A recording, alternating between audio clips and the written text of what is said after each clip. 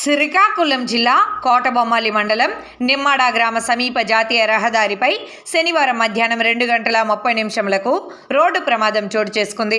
ఎదురుగా వెళ్తున్న ఆటోను వెనుక నుంచి అతి వేగంగా కారు ఢీకొట్టింది. ఈ ప్రమాదంలో ఆటోలో ఉన్న 8 మంది ప్రయాణికులు గాయాల పాలయ్యారు.